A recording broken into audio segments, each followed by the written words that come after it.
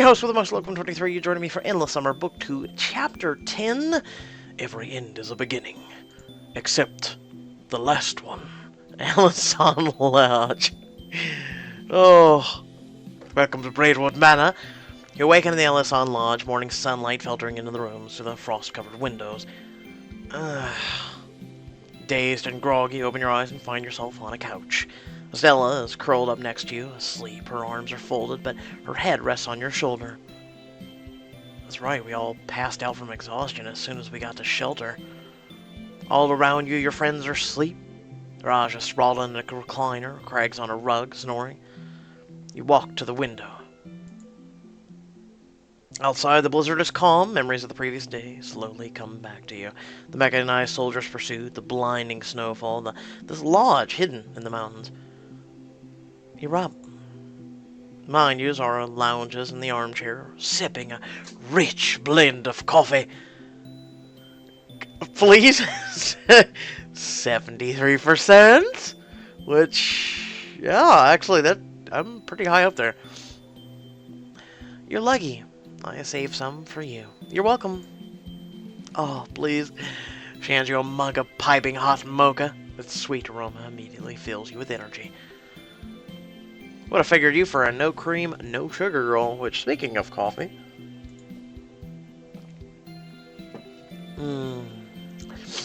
When you drink as much coffee as I do, variety is kind of important. So true. So, Zara, where are we? Did you get some rest? Did you get some rest? Me? No. I don't sleep much, and when I do, I don't sleep well. But thanks for asking, or whatever. I wish she would have been a love interest. I kind of like her. Just wanted to make sure you're doing okay. I'm fine. Being an insomniac does have its benefits. I poked around last night looking for a guest list. I found one, but it was all Rourke International employee ID numbers. Hold on, you think Rourke's people have been staying here? Maybe temporary housing? Maybe a cover for a massive operation? Who knows with these people? Gaze outside, the heavy blizzard left smooth hills of virgin snow piled high. Any sign of those soldiers that were chasing us? I think it's Jake that did this. Blizzard chased them off. Jake sits up from his couch. Yes, I did it right. Had to recall my memory. Rubbing his eyes, his hair tousled from the pillow. I think we're in the clear. I heard whispers of those arachnid people on the web, man. They're serious. You were one of them? Yeah. One of their pilots. We were supposed to be helping people. I had no idea what Lindgren was doing behind the scenes. Jake, how did they find you? Why are they still after you? How did they find you is the better question. No clue. Always figured it was a matter of time, but never would have guessed they'd find me in the middle of all this lunacy. Jake, they're out to hurt us. We have to know how they found you. John's right. We gotta know how they tracked you. I wish I could tell you. Honest, but I've got no idea. Damn. And I thought I had enemies. Look, I'm sorry they found us. I know this is on me. But I'll take care of it, alright? Are we safe? This lodge is a shadow of a ridge. Hard as hell to spot from the air. We can lay low for a couple days, no sweat. And what are we supposed to do for a couple days? I think we should think back to what happened. Enjoy the peace. Prepare for the journey. Yeah.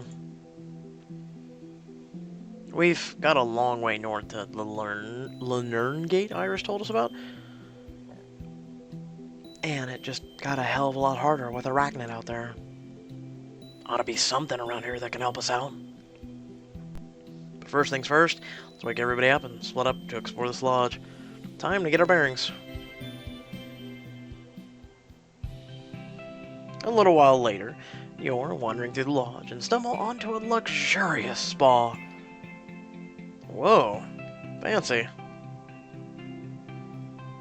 Michelle leans against a massage table at one end of the room, a huge assortment of lotions, ointments, and other products in front of her.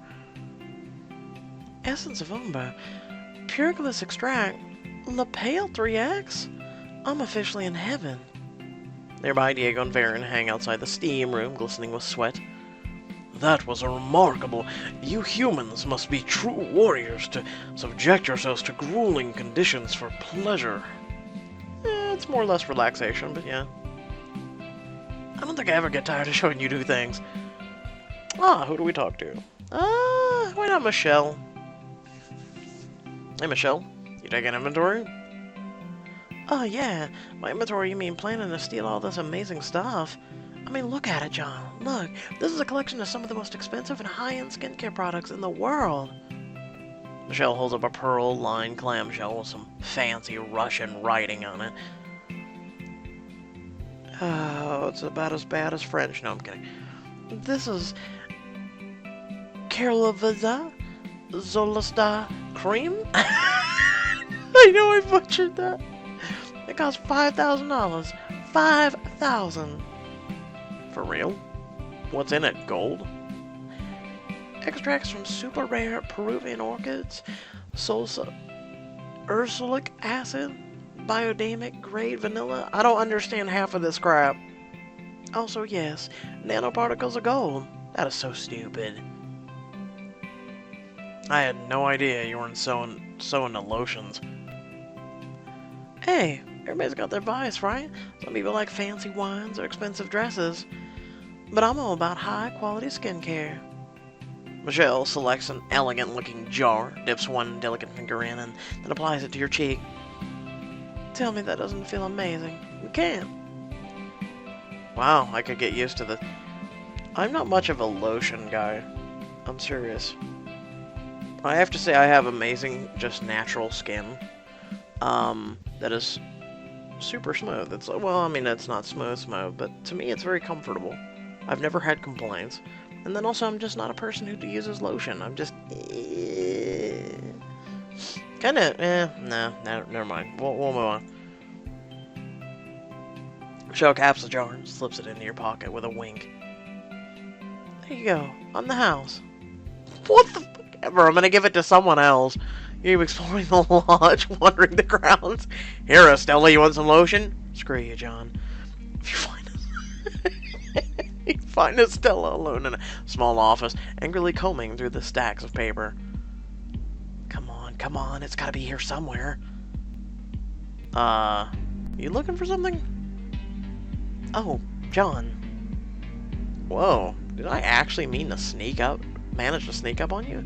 You must be distracted. I'm just looking for, She slumps down in a chair, looking unusually vulnerable. It's complicated. Reach over and take her hand, giving it a gentle squeeze. You can tell me, whatever it is. I know I can tell you anything, John. Doesn't make it less hard. Stella reaches over and shows you a paper with a long list of names. What is this? I was looking through the office to see if there was anything helpful, and I found this. Rourke International Personnel Records, all the employees who stayed here. And? Hesitantly, she taps a name halfway down the list. Let me guess. Lila. Oh, no. Olivia Montoya? My mother. I am Estella Montoya. You killed my mother. Prepare to die. Your mother? She worked here on this island for Rourke, a senior researcher. Children weren't allowed, so I stayed with my uncle in San Trabita and helped with the family business. Which was... killing dictators. Oh, well, hey, you know... you know, whatever makes you happy. Anyway, my mother would send letters once a week telling me what she was doing, telling me she loved me. Her last letter came 6 years ago. It was messy, handwritten. She said she discovered something very dangerous. And a week later, she was dead. An accident. You think Rourke did it? I know Rourke did it. I swore revenge. When I learned that Rourke had a son studying at Hartfeld under a false name, I enrolled to find him. When I won the contest to come here and meet him, I couldn't believe my luck, but it wasn't luck after all. She nods at the piece of paper. She was here, John, somewhere in this lodge. If I can figure out what room she was staying in. You're looking for... proof or something to remember by. Yeah, I mean, she's already pretty much dead set on Rourke did it anyway, so let's try something to remember by. Estella is now officially with you. You know, Quinn beat you, and yet somehow I woke up with you next to me. I don't understand that. In a way. Yeah, I guess. I know there'll be nothing left of her here. I'm sure Rourke cleaned it up and threw out all of her possessions. I just thought, if I could find a room, I'd feel some trace of her. To be in the same room she'd be in and to feel some hint of her presence. I get it, Estella. Stella shakes her head. Never mind, I'm being stupid. No, you're not, and I'm here to help. Thanks, John, but right now, I think I want to be alone. You leave Estella and pace through the lodge's hallway, but as you pass an adored door, you hear two voices laughing. You peek into the room. Craig and Zara hunkered around the television looking for something. Come on. The cable's got to be here somewhere. Can't you just make your own cable with your badass tech skills? Dude, I'm a hacker, not a hardware store. What's going on here? Check out what we found! Greg reaches under the TV and holds up a blocky gray video game console. What am I looking at? It's an Xbox One! No, I'm kidding. We were using it as a paperweight. The original Game Jam 32-bit. Like, 25 karat cartridges. The best video game system of our youth. That would be the N64 for me. 64-bit power. But before that was Sega Genesis. Sega Genesis 32-bit system. Then Atari. And then there was just 2 lines and a ball. Yep. I'll leave that there for you folks. You think back and draw a blank. That's how far gaming has come. I'm actually kind of impressed when you think about it. But technology. Huh. I must have missed it. Then you were the saddest kid on the planet. Zara brought hers to college, and we played all the time our freshman year.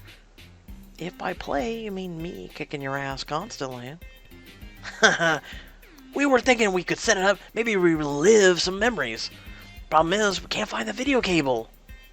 Yeah, I don't think we're gonna. Whatever. Standing around here is getting boring. I'm gonna go make some more coffee. Can you make me some and I'll look for the cable? Question mark? Wait, we just need a fresh pair of eyes. John, maybe you can help us look.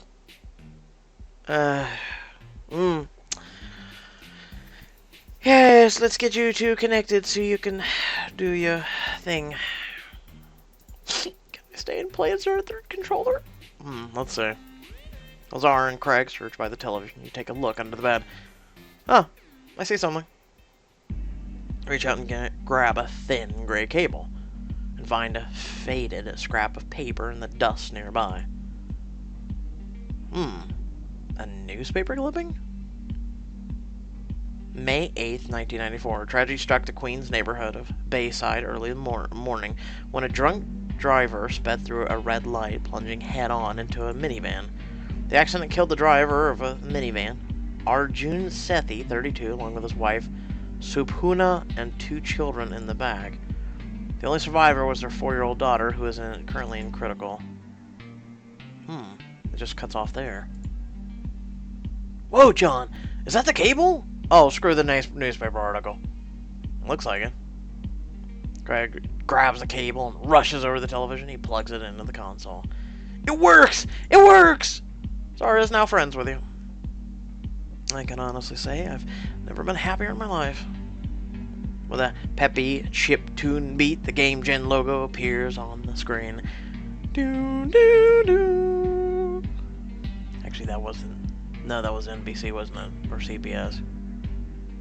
I can't do the PlayStation one. It's like... Whoa. It's like... I don't remember the N64 one. Was it silent? I don't... God, dude, I don't know. It's been so long. Yes! You do the honors, John. What game shall we start with? You peek into the box. Aw, there's only 2? Jump Bros 2. Atrium Chronicles Legend of the Seven Crystals? Why not? Sounds like Legend or Zelda. Oh man, is it one of those boring RPGs? By boring, you mean underrated masterpiece that advanced interactive storytelling by a decade. Cough, Zelda. Cough. That's pretty much what I meant, yeah. Pop the game in, and soon you're all watching Zara play. Whoa. Garen and Prince Death Shadow were childhood friends? He ditched his best bro for power and glory. It's messed up. Just wait till we get to the Wasteland Temple. There's a twist that'll blow your minds. How long is this game, anyway? 150 hours, but that's if you don't do the side quests. Remember when games were like this, folks? Hashtag Legend of Zelda N64. Beautiful game. One of the longest I've ever had the pleasure of enjoying. Doing everything. Just exploring it. I really wish I could get a Nintendo Switch for the new Zelda game. I really wish I could. And plug down in the description to support my channel. I want to get a game capture card so I could stream it on my channel too. I got another 10 minutes in me tops. Same. Wimps. When you're in a good game. Alright, come on, we gotta focus on this one. A little while after that, Zara and Craig have switched to their favorite game, Deadly Bloodsport. They lay together on one bed, playing side by side. Oh, come on! You trying the harpoon trick shiz on me? Do you know I'm the king of counters? Harpoon's just a decoy. Eat shuriken. Smile blossoms on your face as you watch them play. I'll leave them to it. Hashtag relationship goals. As you head out, the competitive banter only escalates. No, no, no, no, no! Don't get hit by the ult off! No! What do you mean, this ult? Dodge it! Dodge it! Whew! And now for the follow-up! Good luck with that, because I know your one weak spot. Zara leans over and tickles Craig under his ribs. No, no, no, fair! No, no! Greg wobbles, arms windmilling, and tumbles off the side of the bed. As he falls, he grabs Zara's collar and pulls her with him. Ah! Craig lands on his back, and Zara tumbles onto him. Panting, the two look at each other, faces just inches apart. Hey! Yeah? I missed you, player 2. You've got to be kidding. Everyone knows you're my player 2. But, yeah. I guess I missed you too. She leans forward as he leans up. They bump foreheads and they both burst out laughing. Ow! I forgot how hard your skull is. As the two clamber back up and restart the game, you grin and close the door behind you. I want a player 2. Okay, you head back on to the first floor and round a corner where you discover a casino. At a table on the far end, Grace, Alistair, Sean, and Jake sit together, playing a game of poker. Settling in, I see. It's not every day you stumble onto a full-blown casino. I wonder if Rourke wanted to finance his global domination by turning this place into an island Vegas. What do you say, kid? You in? Alistair was just walking through his strategy. Never had you pegged as a gambling type, Alistair. I'll admit it is a bit of a vice, but I've always been drawn to games of probability. A little sneak's a card counter. A really good one. Speaking of which, I'm out on this hand. I've got absolutely nothing. Me too. It just leaves me and you, Heisman, ready to tango. I'm always ready. Good lord, just get a room already. Please. Jake slides his chips into the middle. I'm all in. Damn, big move. Only kind of move I make. What do you think, John? Should I call? So calling gets you a point with Sean, folding gets you a point with Jake. I'm going to go... We've kind of favoritism Jake over Sean, if you think about it. But I'm going to say call his bluff. You sure? If you call and lose, hey, at least you got out of here. But do you really want to live your whole life wondering if Jake pulled a fast one on you? It's true. Damn, you put it like that. Sean pushes his chips forward. I call. Sean flips his cards. 3 of a kind. Decent hand. Too bad I've got a full house. Damn, you don't bluff, do you? Nope, except when I do. Just then the doors to the casino swing open and Raj rushes in. Everyone stop everything! I've discovered something incredibly important. A way to get the hell out of here? How to find my father's facility? The true nature of this island and possible reality itself? I'm gonna go with alcohol. Okay, I'm realizing we may have different definitions of important. This is about partying, isn't it? Dudettes, doodlings, doodle jumps. Do any of you realize what day it is? Sunday.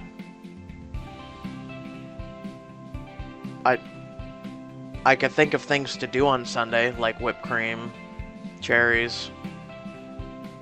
We're gonna leave it there. We're gonna...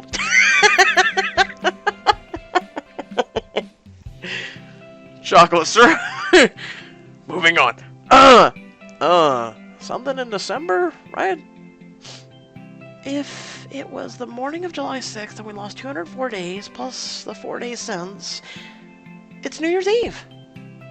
It's New Year... Oh man, Grace beat me to it. Wow, seriously? How strange. If it was a gift 6 months, I suppose I missed a birthday. I bet a bunch of us missed our birthdays. I know, I didn't get to rage for mine. And that means there's only one thing we can do. Make up for lost time. Except that time is largely a superficial construct. Pretty much, yeah.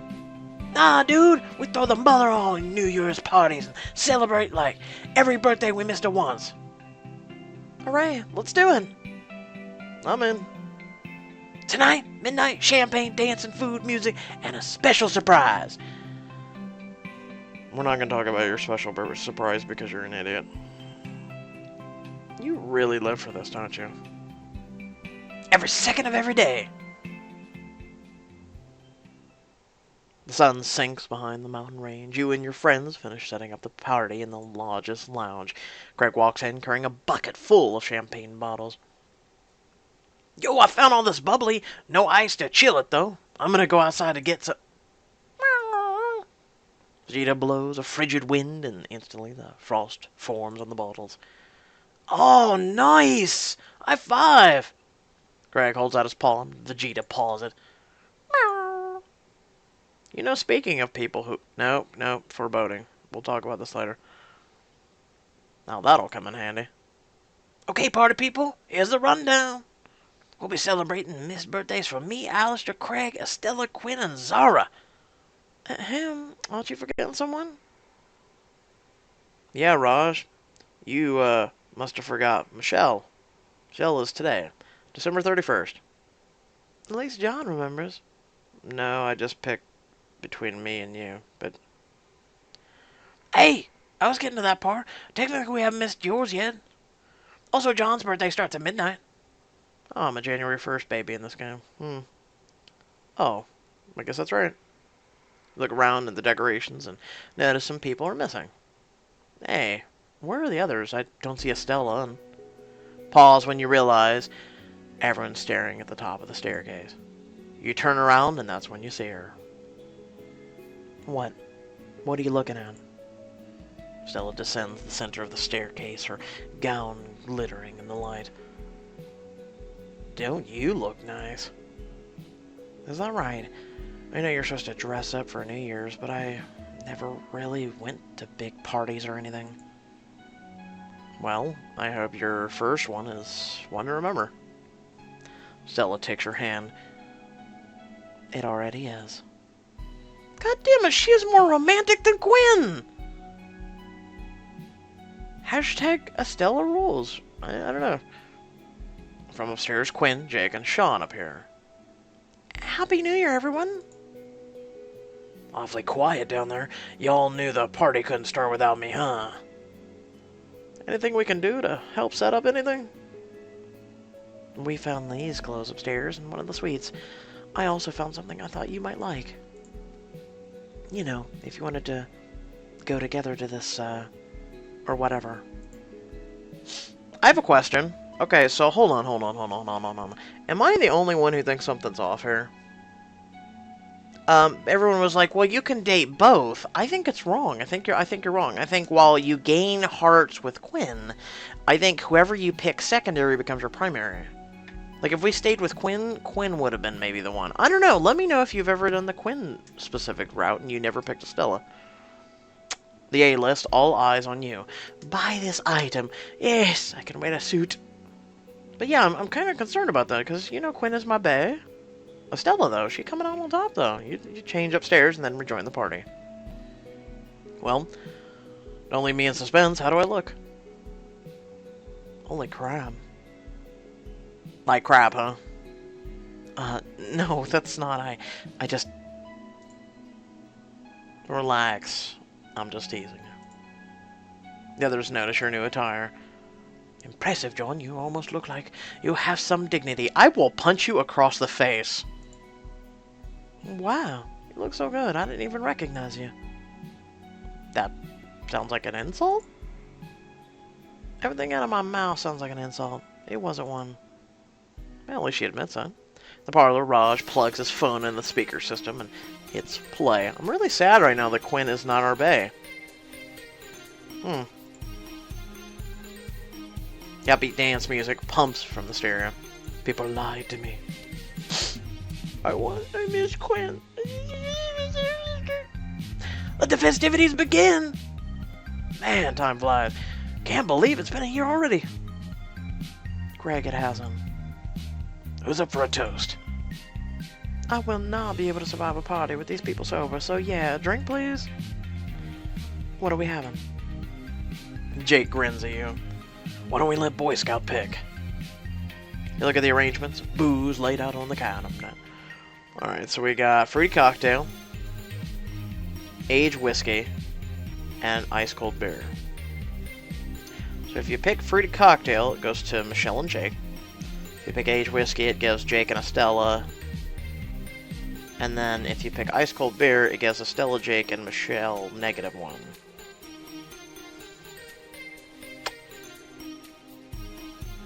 If people lied to me, like they have been so goddamn far, they lied to me about Quinn.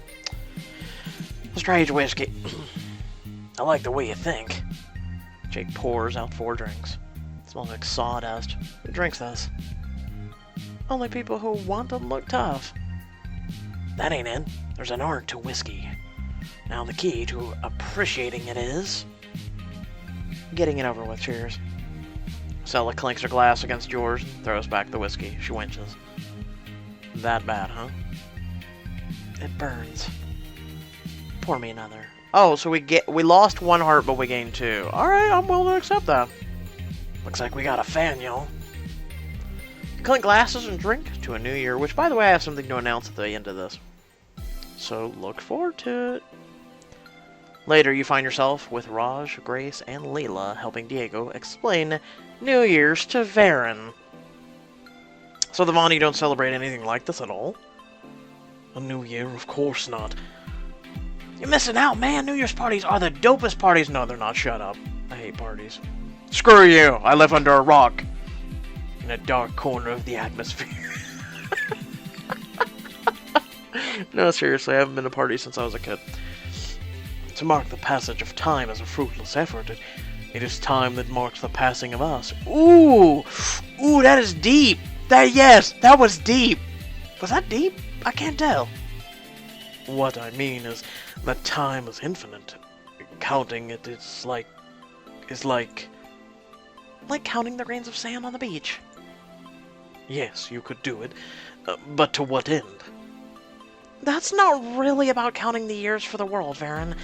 It's about you as a person, with your year, and what you'll do the next one. What do you see in the new year, John? Okay, so it is officially 2018. We are still in January. So...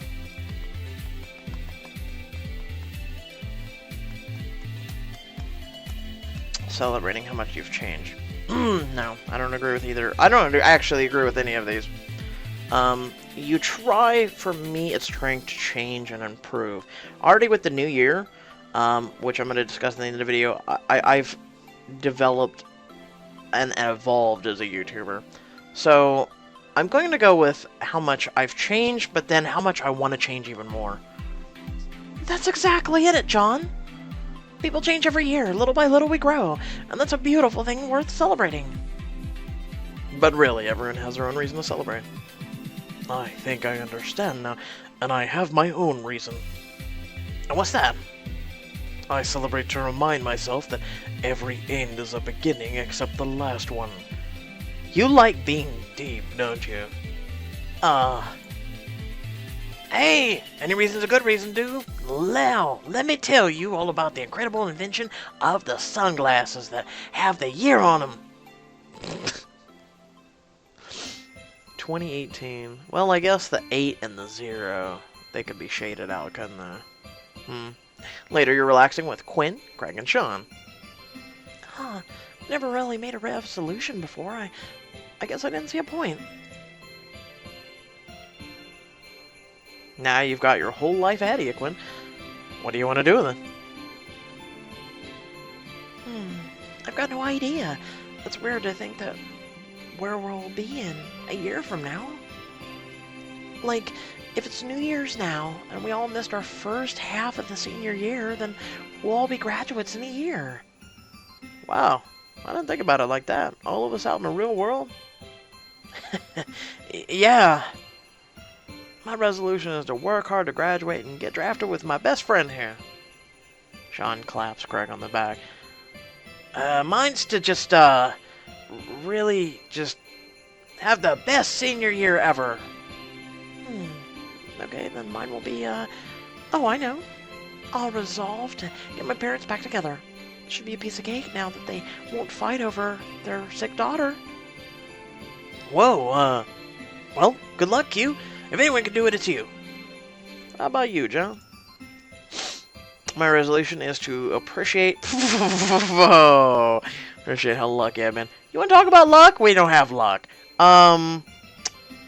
Stop looking back. Hold on to what matters. Okay, well, for John's sake in the game, how lucky he's been. Hold on to what matters. Sean, stop looking back as Craig, just FYI. So, points for Quinn. So far this year has not been lucky for me. I'm hoping it changes. I'm hoping just 2017 is the stank smell as we're getting out of 2017. I hope that's what's left. You know, that's the quote-unquote bad luck. But let's hope. I think you, Quinn, really inspired me to be grateful, you know? I'm honored. And yes, it's important to appreciate what we've been lucky enough to have. And who we've been lucky enough to meet. Later that night, everyone gathers to listen to Michelle sing as Alistair accompanies her on the piano. Son of a... Okay, while this, you know, gets ahead of... Because not just do I have to sing in her accent I gave her. Here we go.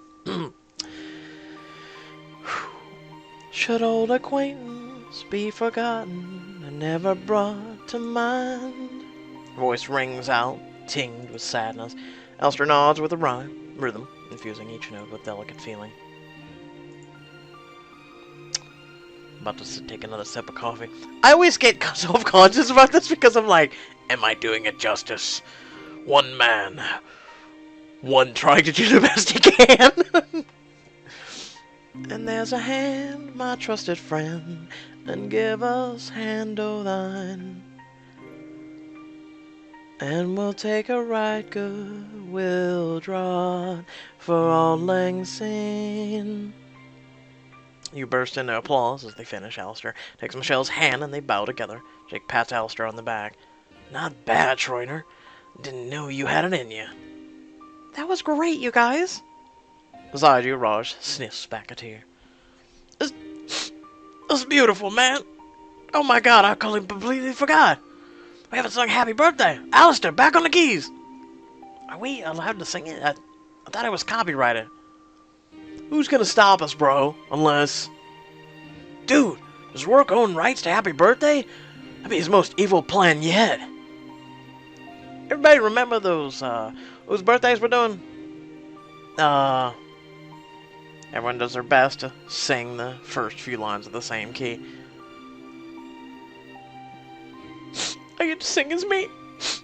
Happy birthday, dear Alistair. Craig. Quinn.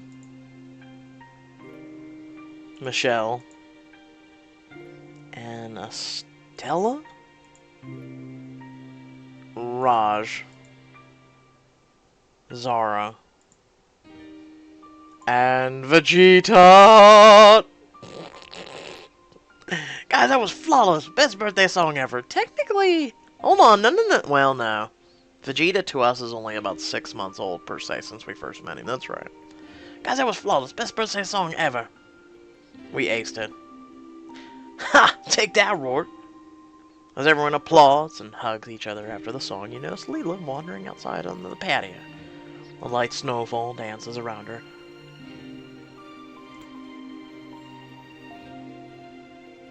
I wonder what's up.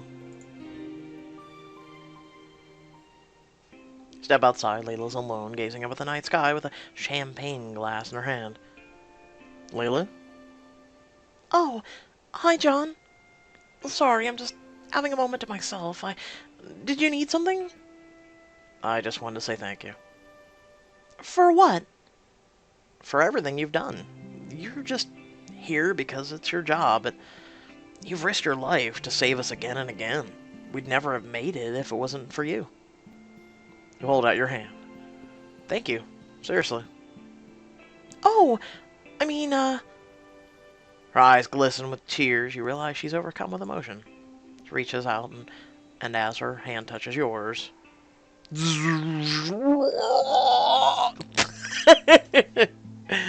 And a flash, you're in the same spot outside the resort in a different time. The music of a live string band washes over you. Behind you in the resort, dozens of Rourke employees mingle in expensive suits and gowns. A familiar face, looking just a little younger, emerges from the building. She walks through the snow towards an elegantly dressed man staring out at the horizon. Admiring the view, Mr. Rourke? The stars, the snow, the dazzling lights. Truly, this island is unlike anything in the world. It's something special. If only you knew. Mr. Rourke, you wanted to see me? I did indeed. I've been reading your reports from the field. Remarkable work, especially on the expedition Zeta. Protecting my shipments from raiders in the Red Sea, refusing to abandon ship. That takes dedication.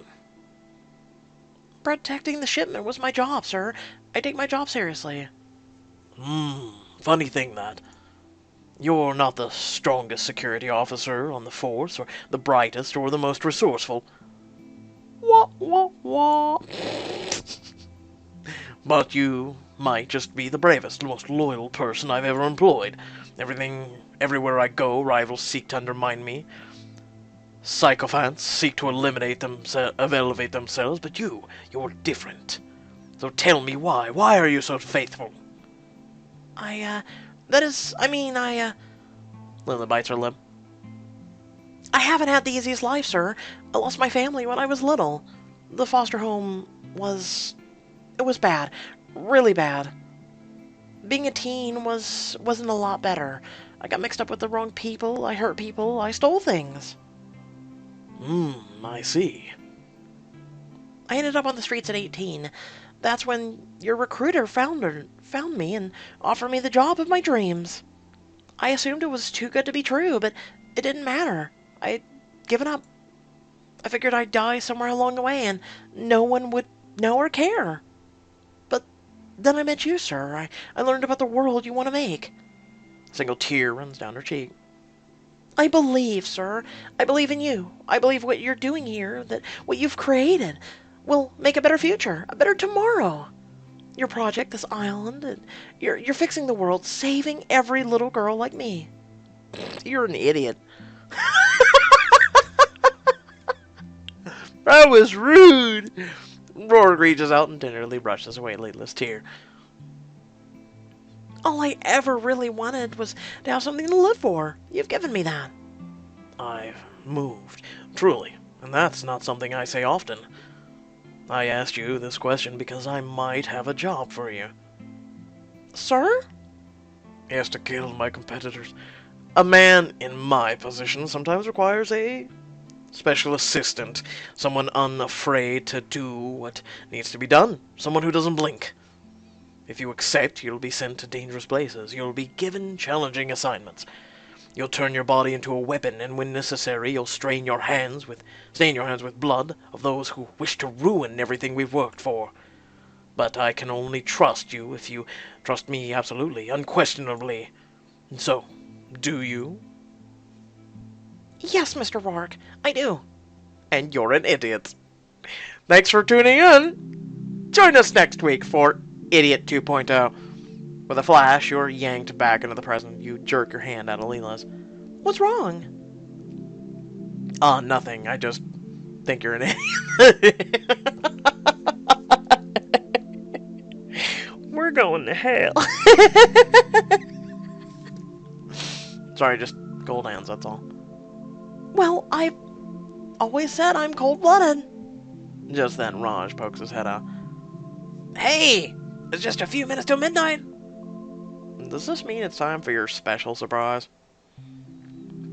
The one I'm sure is perfectly safe and no reason at all to worry about as I am about to sneeze. Oh, please don't sneeze. More or less. Come on. Everybody's up on the roof. Bring your champagne. Please don't sneeze. Oh, it's still in my nose right now. It's like, yeah, you wanna sneeze, don't you? Raj leads you and Lila up to the rooftop deck and the hot tub where your friends await the new year. Hurry! It's about to go down!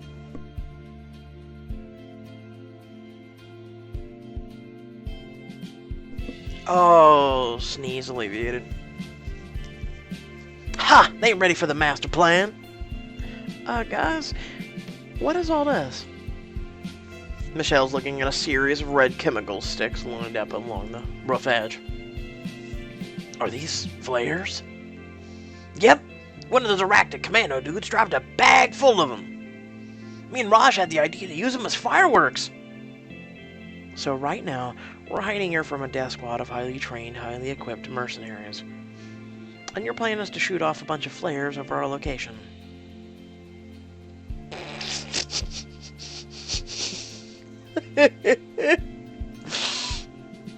Yeah, you're dumb. And I thought Lila was an idiot. I told you, join in and tune in next week for Idiot 2.0. Okay, when you put it like that, I can see there's a flaw in the master plan. Aww. Okay, sorry guys, no fireworks this year. Raj puts his hands in his pockets and trudges for the stairs when... Wait, look! In the distance, the mountain range is lighting up in shimmering colors, pulsing between a warm red and a brilliant blue. What is that? Jake, didn't we see this before? Sure did. In the airstrip control tower, right after we landed. Ah, the lights of Venu. They are very beautiful. My people believe they are a sign of good fortune to come. Basically the Aurora Borealis. Hello, we could use some of that. You know what? I think it's the Doppler effect. Huh? Doppler? Like the Weather Channel stuff? Well, when something like a distant star moves really fast towards you, it tints blue from the change in the light's wavelength. Ah, yes, it tints red when it moves very fast away from you. But the mountains aren't moving. No, but it's... If time is dilated or contracting between us, then relativity could have the same effect. Huh. So that's what it was back at the airstrip. I don't know about you, John, but I'm gonna stick with Blue's Clues over here, and I want that good luck. Well, it's not fireworks, but it's close enough for me. 15 seconds to midnight. Look around you for who you want to spend midnight with. Ah, so it gives us two choices. Okay, okay. Shh, shh, shh, shh, shh, shh. Son of a... Shh, we have to...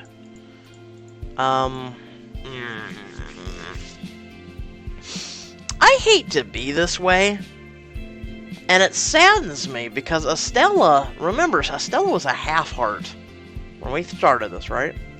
And Estella was more friendly than Quinn. Don't get me wrong, I like Quinn. I really do. And we originally started out and intended for this to be. But Estella brought me a suit, too. Quinn, what you doing, girl? What you doing? You said love to Estella. Hey. Hey. 10, 9, 8, 7, 6, 5, 4, 3, 2, 1. Happy New Year! As everyone around you celebrates, Estella steps close, the red and blue lights on the sky reflecting in her dark eyes. Your lips come together, soft and warm in the cold. Eyes closed, you feel Estella's hands seeking out yours and holding them. You finally break apart. Thank you. You don't have to thank me. You can kiss me anytime. No need to wait for a special occasion. I'll keep that in mind. Nearby, Varen and Diego watch the lights together. So, these mean good luck, huh? Yes, and I know they are always true. How? Varen turns to face him. This tradition of yours, kissing at midnight, which I've never done in my whole entire life. Well, it's not, like, my tradition. May I kiss you? Yeah? Oh! Varen leans in and kisses Diego tenderly on the lips. Woo! You shut up, Ross! You go, Diego, get it! Yeah! Have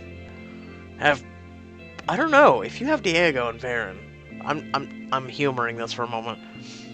If we have human and a blue child, or what kind of child would it be? Like half and half? Greg and Zara are sitting side by side on the edge of the hot tub, their legs in the bubbling jets. Look at all those dorks making out. Yeah, who does that? Dumb people. So dumb. They look at each other, their faces closed, holding each other's gaze for a long moment. To hell with it. Zara leans in and passionately kisses Greg. Knew it! I freaking knew this would happen! After several more toasts with your friends, you find yourself alone with Diego, watching the ethereal, entrancing lights. What a night, huh? You know, it's not over yet. Why does it sound like you've got an idea? When we were exploring the lodge earlier, I found this amazing cozy bedroom. With a really, really nice bed, if you catch my drift. Your drift, honestly, is hard to miss at this point, Diego. Okay. I'm obvious.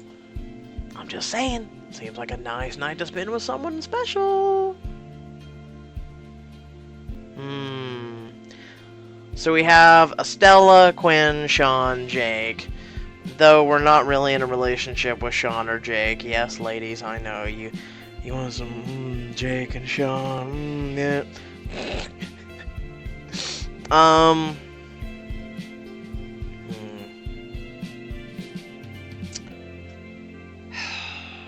I'm the really thin. Nah, you know what? Nah, Quinn. Nah. Shut up. Oh, this one's hard. Let's go with Estella. Let's keep it true. Walk up to Estella and take her hand. Come on. You lead her into the bedroom Diego told you about. A blazing fireplace burns before a rug, its light mixing with the moon's from the window. A luxurious canopy bed waits for you by the hearth. Wow, I'd rather had this room live like a king or a queen. Cough. Crown in the flame. Stella pauses by the nightstand and opens the drawer. Huh, there's a notepad in there. Dusty. Nobody's opened this for a long time. Does it say anything? Regarding the new junior researcher, I feel like I recognize her from somewhere. Do another background check and get me her history E. 8 of 8 clues. Ooh, Blue's Clues has been found. E for Everett, I would guess. Stella balls up the note and throws it into the fire. You can see her tense. Here.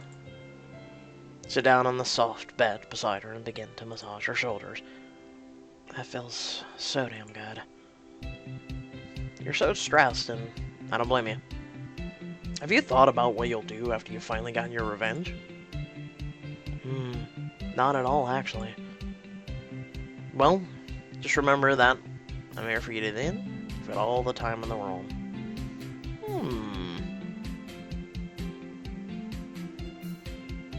I'm here for you to the end. Both to help you get what you came for, and after, when it's all over, Stella turns to face you. I know. Stella reaches behind herself and tries to undo her gown. She fumbles with it. I think you could help me. I'm not really used to fancy clothes like this. You undo the clasp of her nape and Stella's neck and unzip down her back, kissing her scarred skin as you go. Slip off the straps, leaving her bare before you. I can't stop thinking about you. Then don't. Can I try something? Of course. Stella undresses you slowly, kissing your neck and chest. Oh, wow. She moves down your body inch by inch as your anticipation grows. Stella. Shh. Let me do this. She lowers her head. Oh, God. Sorry, was that bad or... Definitely the opposite. She smirks and puts her head back down. You writhe with pleasure. She keeps her gaze fixed on you, locking eyes across the firelit expanse of your bare chest as she pleases you. The waves of bliss are overwhelming.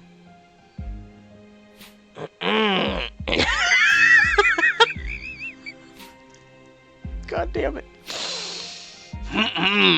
You would give me a choice during this. Grab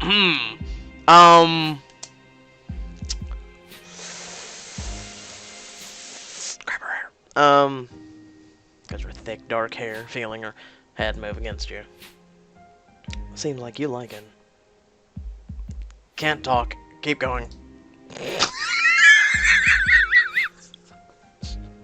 I'm sorry. She picks up the pace, bringing you closer and closer until finally, with a sharp gasp. Oh. Two of you lie still for a moment. Stella lifts up her head, a self-satisfied smile on her face. How was that? You can't even form words. So you just laugh, Train, and that is me.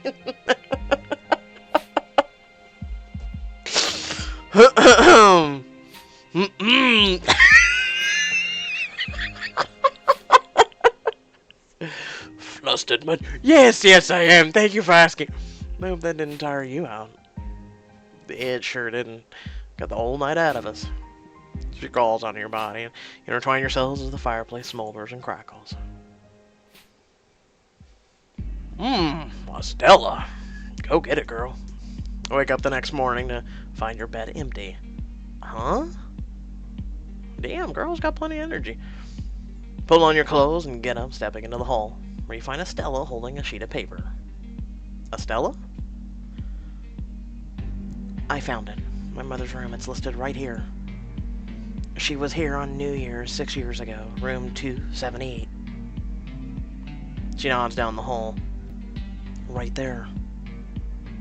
Whoa. The two of you walk over to the door and look at it. Stella reaches in her pocket and takes out a key card.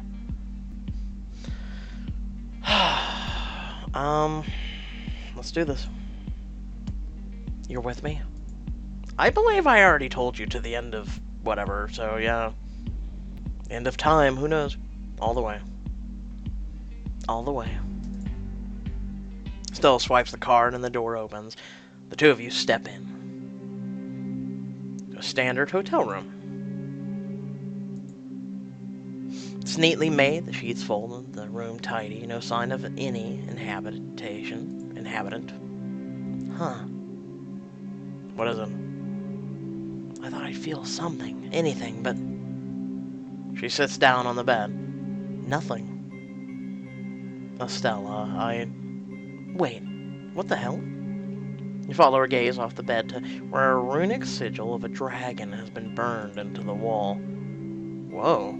Still, isn't that the stamp of the dossier Rourke had for you? Yeah. Draco the Dragon constellation. Stella reaches out and touches the sigil. When they cleaned up the room after my mother died, they would have painted over this. Must have been made long after. But what does it mean? Why is it here? I think it's marking something. Stella presses down against the wall, and a secret panel clicks and springs open, revealing a hidden camera. Did your mother? I don't know. I'm going to find out. Stella reaches into the back of the camera and hooks a flash drive. She walks over to the television and puts it in a slot in the side. Hang on, Stella. Maybe we should wait before you can finish. The TV is on and running. On it, you see the view of the same room you're in now, but an angle of the camera. The date on the bottom reads December 31st, 2011. You can clearly make out the bed and the woman sitting on it. So how'd it go? Beside you, Stella trembles. Mom? A second woman enters the frame and takes a seat next to her. He did it, Olivia. He offered me the job. I'm going to be his special assistant. Yes, now you're free to come and go from Lahardy as you please. You can go out in the world and spread the truth. Maybe you can even smuggle me out of here. About that, are you sure you want to do this? Lila, I told you what his plans are. What he's doing. All the people he's hurt, killed. Olivia reaches into a hidden slot in her bag and takes out a small plastic thumb drive. This is everything? All the evidence I've gathered so far, yes. Everything he's really doing here. Everything he plans to do. Such a small thing. But big enough. You just need to get it to a journalist. I'm scared for you, Olivia. You asked me to do this. There's no turning back. Olivia pulls Lila into a hug. Come on, Lila. We both know there was never any turning back. Yes, I guess you're right. A sudden bang nearly breaks the television speakers. Olivia pulls back from the hug and looks down. Even on the fuzzy screen, you can see the red stain spreading on her stomach and the pistol in Lila's hand. I'm sorry, Olivia. Lila, how could you?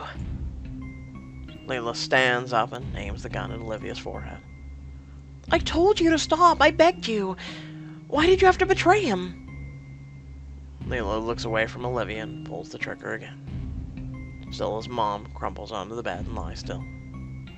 You and Stella sit there stunned, staring at the TV.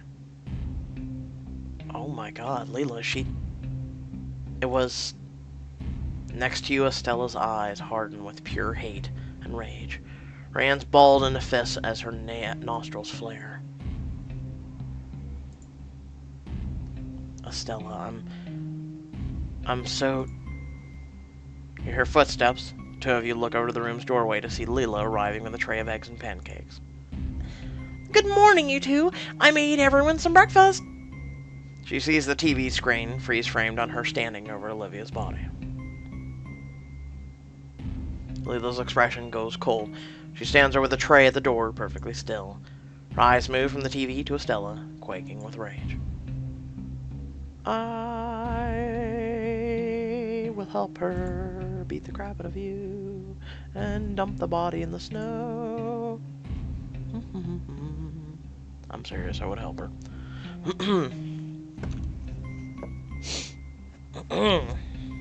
We went from really humorous to kind of to Hulk smash.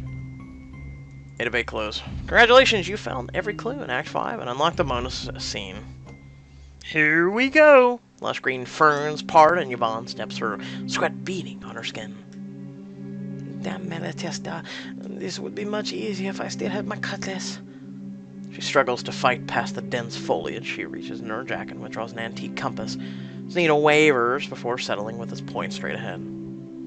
Très bien. I must be almost upon it.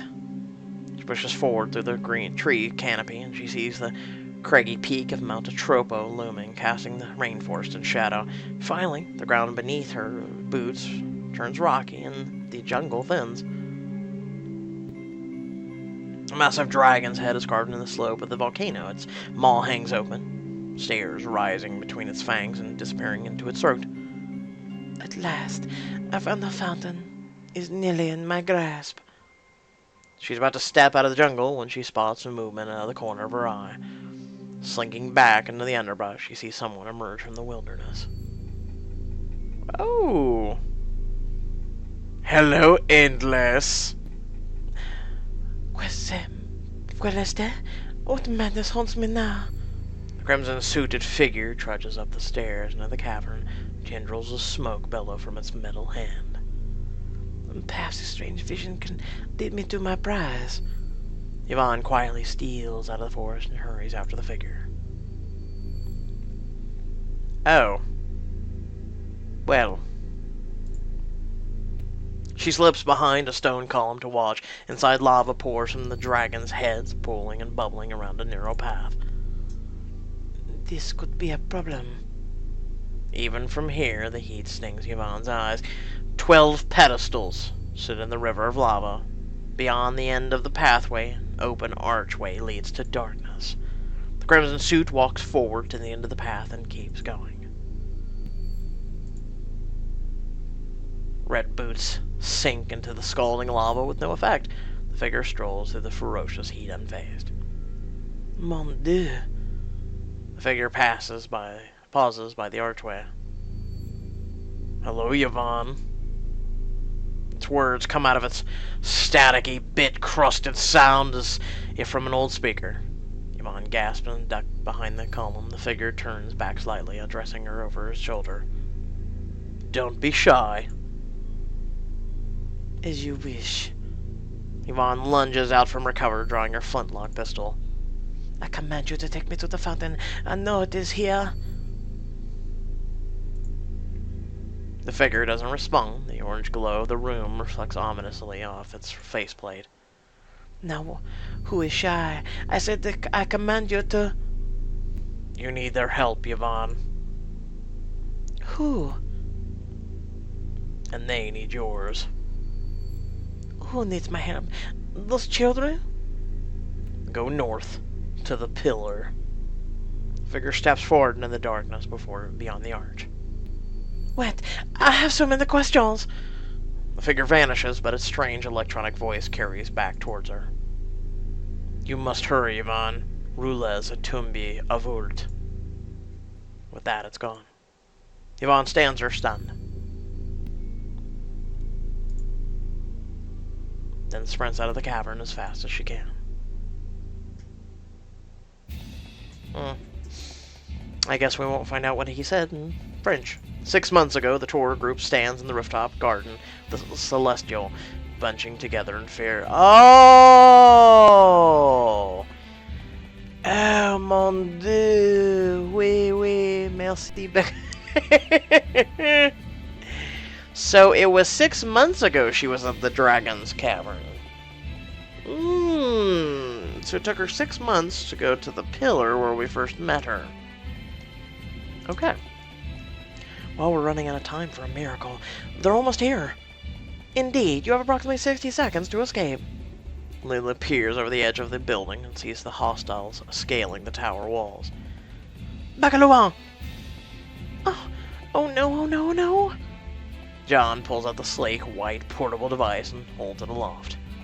We'll use this. Even though I didn't have this outfit back then, did I? No, I think... No, we did. That's right, we did. Remember the ship? It was right before this, though. Hold on! You're talking about going through a portal ourselves? John's right. It's the only way we'll get out of here together. The temporal perforator. I can't let John use that. We'd lose 6 months. But I can't possibly protect them all. It's their only shot at surviving this. As John pulls everyone in a tight group hug and aims the gun at the floor, Lila slinks to the edge of the group. Everybody think positive. Envision your goals. 5 seconds remaining. There's your adventure, eh, John? Here's to adventure. As John pulls the trigger and a bubble of white light forms around everyone's legs, Lila rolls out of the way. What?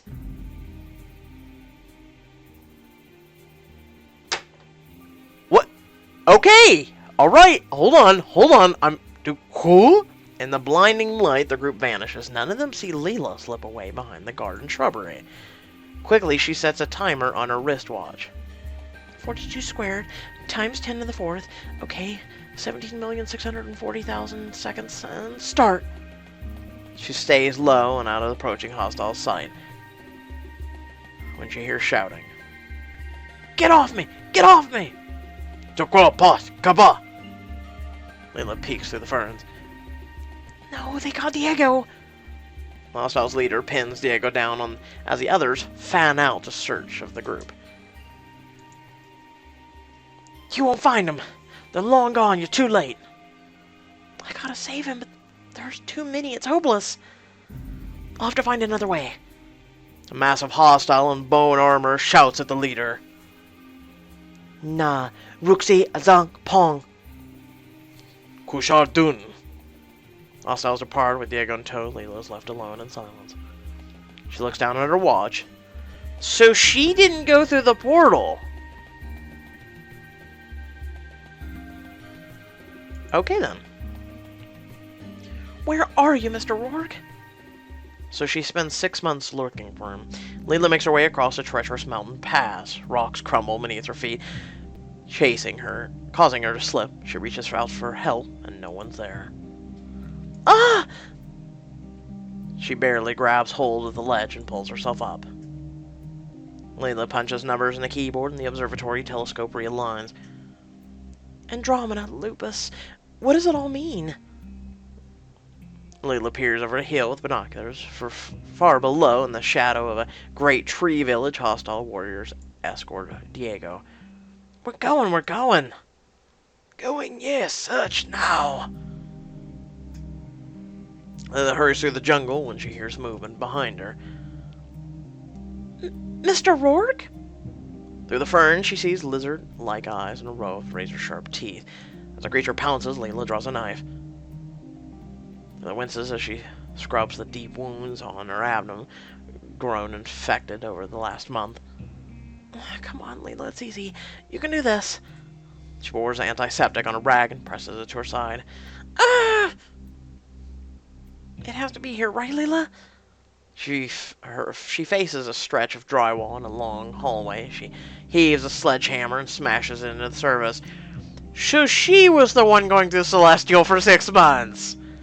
A piece crumbles away, revealing a small section of smooth wooden carving beneath it. A door, yay! Lila, you were right! She scribbles like mad on a scrap of paper. 12 letters equals Hayden Zodiac. The runes are the key. But you still have no idea what they mean, Lila. You'll never find Mr. Rourke. What are you writing? Lila whips around and sees Iris's hologram floating behind her. Iris, you're not in the portal? Of course not, that's stupid, Lila. Are you okay? You do not look well. I'm lonely. You're talking to a hologram, congrats, you're no longer lonely. I do not understand. Yeah, you used to. You used to know what it was like to miss someone. I have no such record. I'm jealous. I wish I could forget like that. A facial recognition algorithm suggests you do not mean what you say.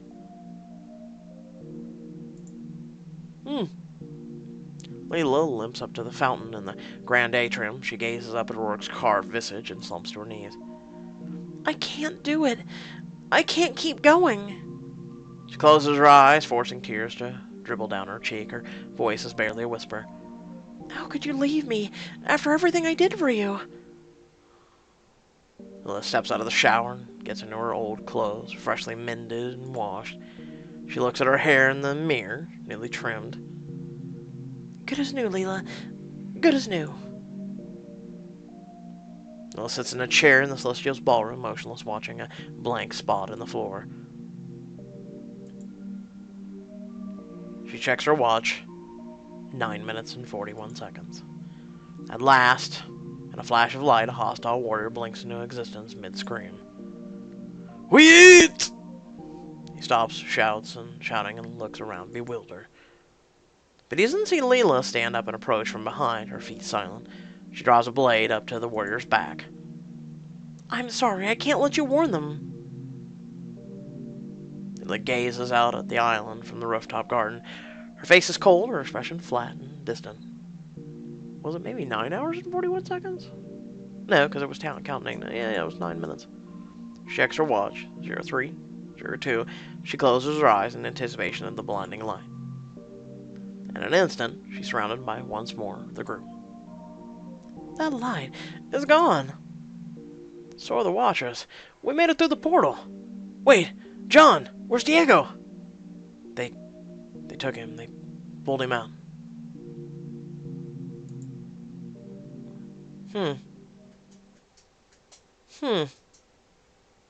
Okay then.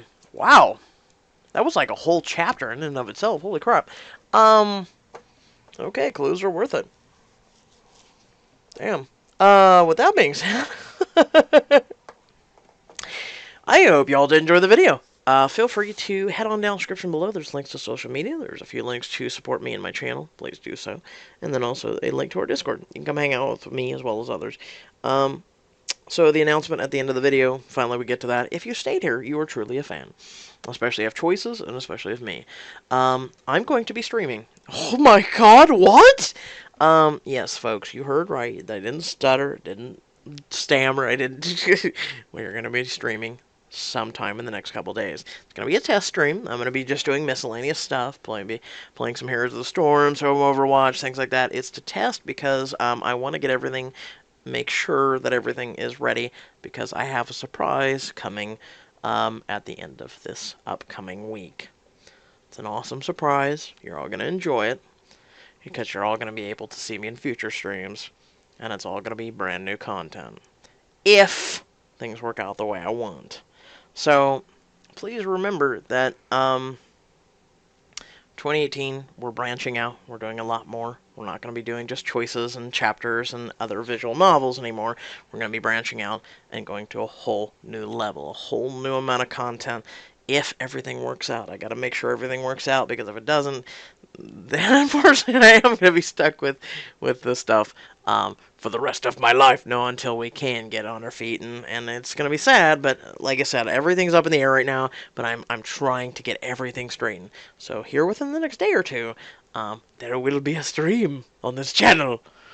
So look forward to that. I'm kind of anxious. I'm nervous. I'm everything. I'm hoping it all works out, because if it all works out, fantastic. If it doesn't, I'm gonna be really depressed. So with that being said, that's one of the reasons why you guys' support via either continued watching, sharing, or liking, and if you can go down those links, does support my channel and this community to go even further beyond. That being said, I hope y'all did enjoy the video. You know what to do. Until next time, thanks for watching, and have a great one. Peace.